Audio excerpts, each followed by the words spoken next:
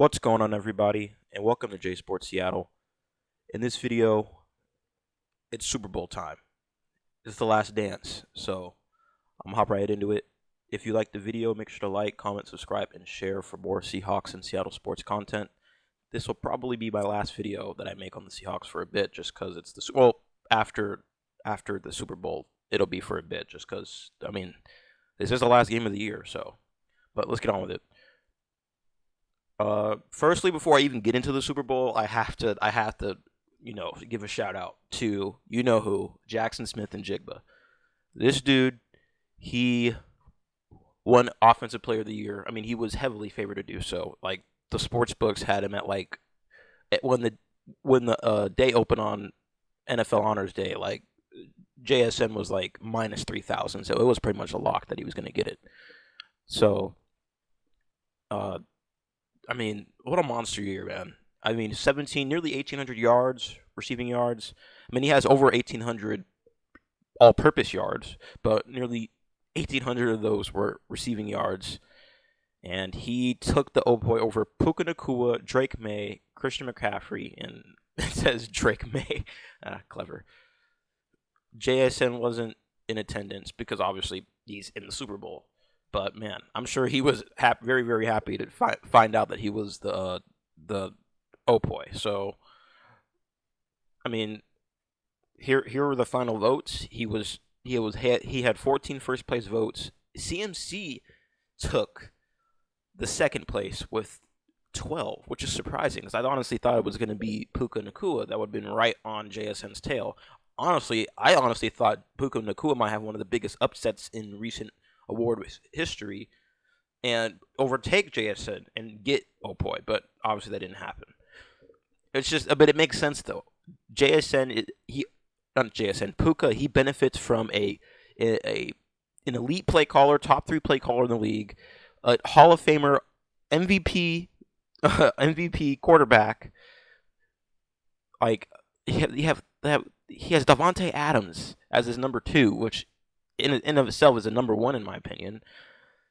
Like he benefited from that. JSN, I give flowers to Sam Darnold, but Sam Darnold is nowhere near the quarterback that Matthew Stafford is, and JSN didn't have a Davante Adams caliber wide receiver 2. No shade towards Cooper Kupp. It's just Cooper Kupp. He was a good wide receiver 2. I think he was a great mentor for JSN, but he just wasn't. He wasn't as involved in the passing game overall throughout the season compared to Davante. So there's just you have to look at the situations, and JSN obviously did a lot more given less. So that's why. I mean, obviously Clint Kubiak is an elite play caller who's going to be the head coach for the Raiders next year, which he's going to leave. I mean, I got my in previous videos where I ranted about him wanting to be gone. I'm getting my wish, even though I already owned up to that and said that was a trash take. I'm still getting my wish. He is leaving, but for a good reason. He's getting a head coaching gig. So, but JSN, man, first Offensive Player of the Year in 20 years, and now since Sean Alexander, who also won MVP that year, our last MVP. So, I mean, you couldn't be any happier for the man. Like you really couldn't. Like this dude has worked his tail off leading up to this season. I mean, he came into the league but in a crowded wide receiver room. I mean, he was wide receiver 3 to start out his year. Only had 600 something, maybe a little over 600 receiving yards and a few touchdowns. And then he kind of took the step up next year. And you could clearly see that. I think John Schneider, he clearly saw that this dude has what it takes to take the next leap to be wide receiver 1. And sure enough, as soon as we traded Tyler Lockett and DK, it was all in his hands, and he just completely took over. So that's what you want out of your 20th overall pick. I mean, that's just crazy. I mean, this dude, I've been yelling his name all year long when I see him make big plays because this dude, he could potentially pass Steve Largent. I mean, it's an ambitious thing to say in considering who Steve Largent is, but he's already off to a great start of potentially doing that. So, we'll see what happens. But man, JSN, this dude, has been an absolute beast this year, and that's just underselling it. He's been way more than a beast. Like he's been a monster. So, but now that I talked about that, now on to the big part, the Super Bowl. So, man, we came along. Oh wow, this actually changed. This was like 59 point. This was this was like 59 point or like 58 something like yesterday. Now it's an even 60-40 split. Uh, I mean, there's a good reason as to why we were favored in this game. I think overall we have a better roster than the Patriots. Although the Patriots have, I think, on par if not better coaching. Mike Vrabel is a great coach. I mean, you saw what he did to a Titans team who has yet to find their footing ever since he left or got fired actually. So Seattle, I mean, Seattle has that. Pause that. He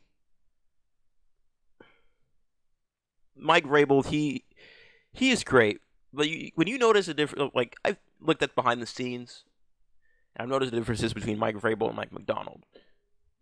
Mike Macdonald, this dude has no time to mess around. This dude has one goal and one goal only: win the Super Bowl.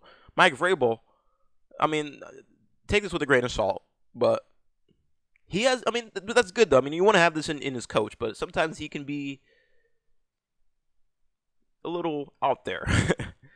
Although I do like he has built a culture in New England. I am not doubting that at all. I mean, there's a reason why they're 14-3, and it's because of him. I mean, they went from 3-14 to 14-3. There's a good reason why he won Coach of the Year. That's the reason why. And his culture is unique to there, but I don't know. I just think with Mike Macdonald, like this dude is just straight no nonsense. Mike Vrabel, he's a little more lackadaisy, and that's not necessarily a bad thing. That's how Pete was with us. He was a more lenient coach, let you be you, but you have to put in the work. That's kind of what Mike Vrabel's doing in New England. That's great. That is great. But compared to Mike Macdonald, who has a similar approach but is more hard ass, I should say, he has a more military style. So, and honestly, that I feel like that gives a slight edge to us in terms of coaching. Josh McDaniels has been a great play caller this year. I could bring up the whole schedule issue, but like this is a Super Bowl, man. Like you got to throw all that out the window because this Super Bowl, the Super Bowl is always where anything can happen. We've seen underdogs go and take over. I mean, the year we faced New England, or not New England, the year we faced the Denver, we were underdogs. We went out and blew them out, 43-8. So anything can happen in the Super Bowl. You just can't look, for example, the 2007 Giants. That's clearly David and Goliath right there. The Giants came and took that from Tom Brady. And he did it again. You just can't write this off. I mean, we're favored by 4.5, or now it's. I mean, it depends on I think FanDuel was 4.5. Now it's 3.5. I don't know what DraftKings opened up as, but spread 4.5. So it's held steady at 4.5, and usually, for example, in the Eagles Chiefs Super Bowl in 2023, the Eagles opened up as early favorites in that Super Bowl, but when the kickoff happened, the spread was even, so there was like a 50-50 chance essentially. Excuse me. Now we'll see what happens on Sunday and see what the spread we'll see what the spread does. But if it stays steady at 4.5 or even increases, man, that's something there's something that we don't know that is in our favor. Obviously, that doesn't mean anything because you have to see the game be played. But we can't rely on. Obviously, we can't rely on the spread. We got to rely on our team going out there and taking care of business, which I think they will. I don't see any reason why they won't. I mean, Mike Macdonald has these guys firing on all cylinders. And I think this whole video I'm going to have to say Mike Macdonald just so I don't confuse. I mean, it's Mike versus Mike, so I have to differentiate the two. But Macdonald, he will have these guys ready, both offensively and defensively, I feel like. I mean, we come this far, and the reason we have come this far is because he's had this team ready every single week. And every single time we come out of a bye week, we just come out guns a blazing. So I'm hoping we have that same trend. And I've noticed from what I've seen from Patriots fans online, the Patriots sometimes start out slow. So knowing us, if they start out slow and we have a fast start, a very fast start, and our defense just clamps, I mean, the game could be over. That's why a lot of people are saying that this like if it is a blowout, it'll be on our favor because we just have the roster advantage, in my opinion. We have the roster advantage, and I mean, obviously they have a better quarterback. I think Drake May is a better quarterback than Sam Darnold. I'm being unbiased here. That's all. Uh, I think it's very close though. I don't think it's that far off. Even though he was the runner-up to MVP, let's be honest. Even though I don't want to bring up the schedule, Drake May has faced the third easiest schedule of all time. We had the seventh hardest schedule this year, so you got to take that with a grain of salt. So take that as you will. And honestly, I mean, I'll go even further just to give us more confidence entering this game as fans. The Chargers, the Texans, and the Broncos, the the Patriots' previous playoff opponents leading up to the Super Bowl, they all weren't even top 15 in offensive DVOA. And the Broncos were on a backup quarterback. So their defense is good, but they haven't been facing great offenses. And if you look at all season, they've only faced one top 10 DVOA offense all season, and it was the Buffalo Bills in their division rival. The last time they faced them, albeit I think they were injured, but I mean, still, they gave up 35 points. So their defense can be beat. Their defense is very well disciplined, but our offense as of late has been very well disciplined. And Sam Darnold has been on the heater so far throughout these first two games in the playoffs, forming no turnovers so far. Drake May has not really had the best, and the New England's O-line, it's sus. The left side is very, very suspect. So, like, they may run into some issues with their D-line. Drake May has been sacked 5 times in each of his 3 playoff games so far, which I think is the most in NFL history to start off a playoff run. Not good for him, and that bodes well for us, who we get lots of pressure, and we get lots of pressure we're just rushing for. So obviously, I feel like this game we're going to be blitzing Drake May a bit because he is a younger quarterback, and obviously the goal is to prevent him from running away and getting into the open field and getting big runs. But we have done well facing mobile quarterbacks this year. We faced Jaden Daniels, we faced Kyler Murray, we faced Brock Purdy, and we've done a great job of containing those rush yards and them scrambling to extend plays. Like we saw that against in the divisional most recently, and even in Week 18 against the Niners. Bryce Young, I'd say Bryce Young because he can use his legs to extend, but I don't know, man. I don't really know if I want to include him or not. So, I mean, we'll see what happens with that. I just think maybe sometimes McDonald may have a spy on May, but I'm honestly excited to see what he has. This is going to be a great defensive battle, I feel like. I think it's going to be a close game, in my opinion. I just think when you have two defensive minds going at it, I feel like it's bound to be a defensive slugfest. I feel like there will be a couple turnovers by both teams. I mean, I hope not. I mean, I hope we don't have any turnovers. I mean, we were the ones that are forcing turnovers. But knowing that their defense is really, really good, I mean, anything's possible. Anything can happen. It's the Super Bowl. So, I mean, this is the last dance. I mean, this will be. I mean, I feel like regardless, this season will be immortalized in Seahawks history. I mean, we went 14-3. We were first ever 14-win season, and made the Super Bowl. Had the number one defense. I mean, this is what you want to see. John Schneider, man, I don't know if he won Executive of the Year. I don't know if that was announced at the NFL Honors, but he deserved. I mean, he's every bit deserving of it. I mean, this dude has built a Super Bowl team in 2 separate eras. Like that cannot be overlooked. That cannot be overlooked at all. So, I mean, we have one of the best rosters we've seen in recent memory. Like this team is just overall is just bonkers. Like, oh my goodness, so many Pro Bowl caliber players, Pro Bowl caliber players. We got all pros. We got an oh boy. Like, I think this is just a great team overall. No matter how the season ends, no matter how the Super Bowl goes, this team has been amazing. But going back to the game, we've just got to keep doing what we've been doing. That's literally been Mike McDonald's philosophy this entire season. Keep doing what we've been doing, and it's been working. I mean, we've won how many games straight? Honestly, I've lost count 9 straight games ever since that Week 11 game against the Rams. We have not lost a game. Like 12, 13, 14, 15, 16, 17, 18, the divisional, and then the championship game. Yeah, 9 straight games. We have and I think they've won 8 straight games or something like that, or 7-1 in their last 8 games or something like that. Like, man, this team is just all time. This is an all-time Seahawks team. And, I just really hope we can cap it off with a Super Bowl, because if we do, man, oh man, oh man, that's all I gotta say. You got to keep doing what we've been doing defensively. Defensively especially, we got to put pressure on. We got to get pressure on Drake May. Like, we didn't get any pressure on Matthew Stafford, but let's be honest, man.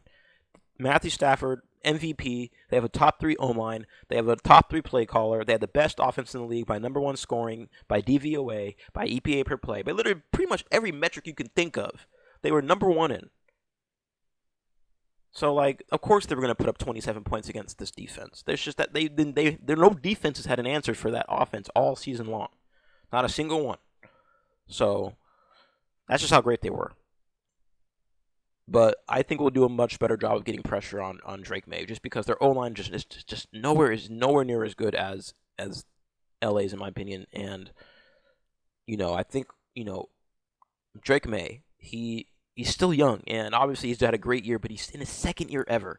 I just think Mike McDonald's he's gonna be throwing some stuff his way that he's just not gonna know what to do. Obviously, Mike runs out of McDonald. He runs out of single. He likes to do a lot of shell coverage, and he runs a lot of nickel. Obviously, that's where he thrives, and that's the reason why we got Nick and Minori. But, Mike may not be afraid to switch it up. He really may not. He may do dime. He may go 4-3. He may switch it up just to confuse him. That's literally what McDonald does. That's him. So I know Mike McDonald's going to be on his A game, and I think Kubiak's going to be on his A game. I think Josh McDaniels will do his best, but I think Mike McDonald will have answers for McDaniels. He's a great play caller. He's an elite play caller, but I do think Mike McDonald will have something for him. We've faced Mike. We literally have Sean McVay and Kyle Shanahan in our division. 2 of the best offensive minds in the league. And we've overcome both of them. So I feel like he'll have something for McDaniels. So, and I just think, obviously, Mike Vrabel, he said that he's going to be doubling JSN. And that could be a bluff, but even then it doesn't matter, because JSN has been doubled all year, and that hasn't seemed to stop him. So I think K9, get K9 going, get the run game going. I feel like we got to get Olani involved a little bit. I do think he can be good. We got to create running lanes, obviously, but we don't want to, it's a Super Bowl though, so I guess it really doesn't matter. The goal is to win the game, and I think K9, we're gonna just feed him the rock. It's just simple as that. Obviously Sam Darnold, he's gonna do his part. I feel like obviously he has to play clean football, but the O-line also has to do a good job of protecting him. And, the O-line got a couple times against the Rams, but the Rams have a good D-line. They don't have a good secondary, but they have a good D-line. I think entering the playoffs, they were 8th in pass rush win rate. So they have a good D-line. And they have been giving Darnold issues all season. So that's just a testament to them. But our O-line, I think, will hold up. Gray's able to have a fantastic season in his rookie year. He was literally voted he had many votes in Offensive Rookie of the Year. This dude's going to be an all-pro for us, I feel like, at some point at left guard. And then, obviously, our whole O-line's healthy. You know what? Speaking of which, I'm going to get into injuries. Here they are.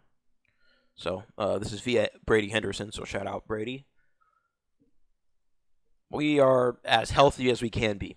That all season long we are as healthy as we can be. I mean, Charles Cross, full participant. Nick Memori had that injury scare, that little ankle injury scare, but luckily he's good. He was a full participant in yesterday's practice, so and has no injury designation, so he's good to go. I mean, we are as healthy as we can be. The only person that is questionable is Robbie Oots, who's been dealing with a neck injury. Apparently, they've been waiting. They just need to wait for it to like. There's like an issue that needs to like. They need it to not swell up. They're waiting for it to like go down, and it's just not good because neck injuries are no good in the NFL. That's how Chris Carson retired, and I think that's how Cam retired. So this is something. This is just something right here. I mean, the Patriots, their injuries. They have Harold Landry. He's questionable. Robert Spillane, their starting linebacker, he is questionable. But he said he's going to be playing, so I would expect him to play. I think that's just gamesmanship right there. He has been dealing with an ankle injury, so he may not be 100%. And I think another one on their D line, Joshua Farmer, he is questionable. So they're pretty much healthy too. Drake May didn't have an injury designation. I didn't expect him to. So he's going to be good to go, and he's going to be firing on all cylinders. So this is going to be a team. This is going to be a matchup between two of the healthiest teams in the league, and man, I feel like this is going to be a dogfight. I really do. I do think that this will be a dogfight. I mean, it's a rematch of Super Bowl 49. Like, man, I cannot wait to watch this game. Like watching this game, seeing those logos on the screen, it's gonna take me back to 2014 or technically 2015. Like, man, I'm just excited that we're here. I really am speechless that we're here. We've had a hell of a season, and I'm really hoping we can cap it off with this ring, and I think we can. So, Mike McDonald, you have what it takes to potentially surpass Pete Carroll as the greatest Seahawks coach of all time. And obviously, you're gonna have to win more than one ring to do that. But if you win this ring here, you're already up there as an all-time Seahawks coach. So, I think we've only had 9 head coaches in the entirety of Seahawks history. So, and that's a good thing. So, I mean, I'm just happy. I'm happy that we have this guy as our head coach. And I knew for a fact that as soon as we hired him that this guy was going to bring us to the promised land.